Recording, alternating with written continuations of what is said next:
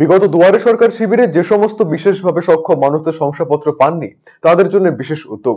Karandighi high school মাঠে বিশেষভাবে সক্ষমদের শনাক্তকরণ শিবির অনুষ্ঠিত হলো। জেলা স্বাস্থ্য এবং পরিবার কল্যাণ সমিতির চিকিৎসক এবং কর্মীরা এদিন প্রতিবন্ধীদের স্বাস্থ্য পরীক্ষা নিরীক্ষা করেন। কত শতাংশ বিকলাঙ্গ তা নির্ধারণ করতে এই শিবির, জানালেন করণদিঘি ব্লকের যুগ্ম সমষ্টি উন্নয়ন আধিকারিক বাপ্পাদিত্য রায়।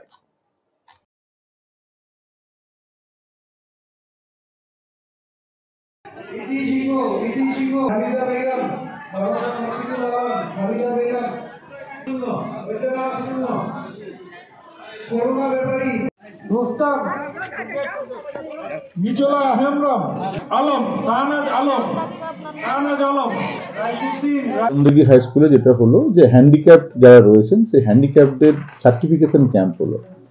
এরা অলরেডি কেউ কেউ আছেন যারা দুয়ারে সরকারে এর আগে অ্যাপ্লিকেশন করেছিল, কেউ কেউ অনলাইনে অ্যাপ্লিকেশন করেছিল, আবার কেউ বিএমওই সাহেবের অফিসে এসে মানে আমাদের অফলাইনেও অ্যাপ্লিকেশন করে গিয়েছিল। সেই সমস্ত লোকের আজকে স্ক্রিনিং হলো এবং স্ক্রিনিং হওয়ার পরে স্ক্রিনিং পার্সেন্টেজ দেখে তাদের সার্টিফিকেশনের ব্যবস্থা করা হয়েছে।